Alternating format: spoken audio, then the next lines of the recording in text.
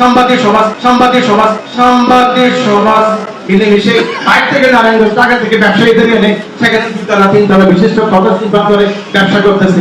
এটা আমি একটা গোপন সূত্রের খবর পেয়েছি, ইতিমধ্যে নাকি 60 কোটি টাকা বাজেট হয়েছে, সব জায়গায় কেটে দিবে, সেখানে নতুন ভাবে ফেরাবো জন্য সরকার চেষ্টা করতেছে। এটি আমাদের এমপি সাহেব আরো ভালো জানবে, আমার যতদূর মনে হয়। এমপি সাহেব আমাকে বলেছে উনি এই মুহূর্তে এসে ভালো কিছু করতে চাই, সেই ভালো কিছুটা হোক আমাদের পাহাড়গুলো রক্ষা পাক, আমাদের রক্ষা পাক। সোনাদিয়ার এই যে জাউ বাগান, সরকারি টাকা খরচ করে জাউ বাগান গুলো লাগাইছে, এগুলা কি পুরো ব্যক্তিপুর লাগাইছে? নব্য রাজনীতিবিদ, পুরাতন রাজনীতিবিদ, সুশীল সমাজ, সাংবাদিক সমাজ মিলেমিশে বাইরে থেকে নারায়ণগঞ্জ টাকা থেকে ব্যবসায়ীদের এনে সেখানে 2 তলা 3 তলা বিশিষ্ট কটেজ নির্মাণ করে ব্যবসা করতেছে। এটা কি কারো বাস্তবের সম্পত্তি? আপনারা সেখানে ব্যবসা করবেন, এদের বিরুদ্ধে আপনি আশা করি ব্যবস্থা নেবেন। আমাদের মহেশখালীর চিকিৎসা ব্যবস্থা দেখেন তো, কিছুদিন আগে সরকার বদলের পরে রোগীরা পানি অবদানে সময় পানি নেই, মানে নিরাপদ পানি নেই আমাদের হাসপাতালে। আমি যখন ইউনুসারকে বলি স্যার একটা আপনি টিউবওয়েল দেন, সেই একটা টিউবওয়েলের ব্যবস্থা এখন করতে পারেন। আমাদের রোগীরা গেলে একটু কাটাছাড়া নিয়ে গিয়ে বলে যে কক্সবাজার চলে যান, রেফার করে দেই। আগে তো এনজিও টাকা দিয়ে সেখানে গর্ভবতী মহিলাদের অপারেশন হতো, সেটাও বন্ধ হয়ে গেছে। এখন রোগীদের নেওয়ার জন্য যে অ্যাম্বুলেন্স, সি অ্যাম্বুলেন্স মাসের পর মাস পড়ে আছে। এই সচেতন নাগরিকদের কারো 2 লাখ টাকার ক্যাপাসিটি ফেসবুকে থাকে না, নেতারা গুসা হবে এবং তাদের থেকে তারা বাগবটার হবে, তারা রাগ করবে। এটির জন্য ব্যক্তিগত স্বার্থের জন্য তারা সমষ্টির স্বার্থে কথা বলে না। আমার কথা হচ্ছে জাতীয় স্বার্থ নিয়ে তারা বেমানি করবে, এরা নেতা হওয়ার আমি মাঠে গান দিয়ে 10 বছর সামাজিক কাজকর্মের মধ্যে আজকে এই জায়গায় এসেছি, এখানে সত্যের জন্য লড়ার জন্য আমি এই জায়গায় দাঁড়িয়েছি। আপনি দেখেন বদরগাড়ি সেতু আজ থেকে অনেক বছর আগে শেষ হয়েছে। সালাউদ্দিন সাহেবের ব্যানার থাকাইছিল ফজলাকে পূর্ব করে, এখন আমাদের এই যে বহুদিন ছবি দিয়ে ব্যানার টাঙিয়ে এটা জাইজ করে ফেলতেছে। কেন? বদরগাড়ি টুলের আর কতদিন বদরগাড়ি সেতু টুল নিলে সেই টুলের সেটু টাকা উঠবে, এই প্রশ্ন আমি এমপি সাহেবের কাছে রাখতে চাই। এই টুল বন্ধ করতে হবে। এবং আমাদের আপনারা জানেন জমি অধিগ্রহণের কারণে দলগাড়ার মাথার বাড়ি মানে নিঃস্ব হয়ে গেছে। শুরু তো হয়তো নরসইকের নেতার অধ্যক্ষ পেয়েছে, আরো টাকা পেয়েছে, এগুলো তাদের এখন খাবার শেষ।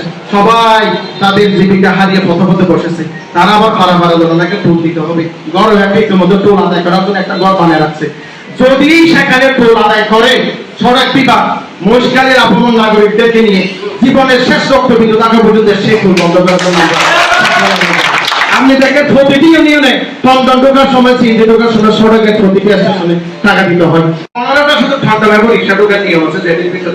এখন আমি কক্সবাজার থেকে ফারেস্ট স্টুডেন্ট পড়াইয়া দেখবেন 30-40 সন্ধ্যা শেষ সেখানে গাড়ি, মানুষ সারা সুন্দর জায়গা নাই।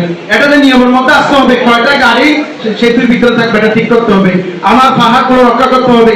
বনের বড় যারা করে বনের বড়জন নামে মাটি বরানোর নামে দিনের পর দিন যেভাবে সেখানে পাহাড় কর্তন করা হচ্ছে, ভবিষ্যতে পাহাড়ি যে বেটা নামে থাকবে, কাজে থাকবে না।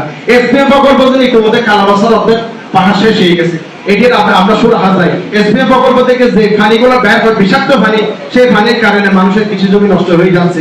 ইভেন আপনারা জানেন না, এইটা গোপন রাখা হয়েছে, কয়লা বিদ্যুৎ থেকে যে পানিগুলো গরম করে বের করা হয়, এই পানির গরমে কিন্তু একজন জেলে মারা গেছিল। আপনারা কি সেটা জানেন? আমরা জানি এই পানির গরমে কিন্তু আমাদের যে মাছগুলো আছে এগুলো ফোনা দেয় না, সাগরের মধ্যে অনেক দূরে চলে গিয়েছে। ভবিষ্যতে আমি এমপি মহোদয়কে বলবো, যদি আমাদের মহেশখালী এটা যদি গভীর সমুদ্র বন্দর করার জন্য উপযুক্ত জায়গা হয়, কোনো আপত্তি নাই। কয়লা বিদ্যুতের জন্য যে জায়গা অধিগ্রহণ করা হয়েছে 1400 একর, আরো পরবর্তীতে 600 একর, এখানে আপনি সমুদ্র বন্দর করেন। কয়লা বিদ্যুৎ দরকার নাই। পৃথিবীতে সকল উন্নত রাষ্ট্র এই কয়লা বিদ্যুৎ থেকে সরে এসেছে, কারণ জলবায়ু পরিবর্তনের জন্য একমাত্র দায়ী এই কয়লা বিদ্যুৎ কেন্দ্র। এই কয়লা বিদ্যুৎ কেন্দ্র আমরা আনছি খারা পৃথিবীতে যে দেশ জলবায়ু পরিবর্তনের জন্য ক্ষতিগ্রস্ত দেশের মধ্যে 6 নম্বর অবস্থান করছে, সেই দেশের নেতারা তৎপরতা করার জন্য মহেশখালীতে নিয়ে আসছে আমাদের বিষাক্ত হাব এই কয়লা বিদ্যুৎ। এটা বন্ধ করে দেন। এটা বন্ধ করলে হয়তো টাকা বেশি লস হবে, সেই টাকা জাতীয়ভাবে যদি বাংলাদেশের নাগরিকরা বহন করে, এটা একদিনও কিন্তু বাংলাদেশের নাগরিকরা এই ক্ষতিপূরণ দিতে সম্ভব, কিন্তু একটা মানুষের মৃত্যুর আমরা পুরো জাতি বহন করতে পারবো না। এই কয়লা বিদ্যুৎ বন্ধ করে সমুদ্র বন্ধ করা যদি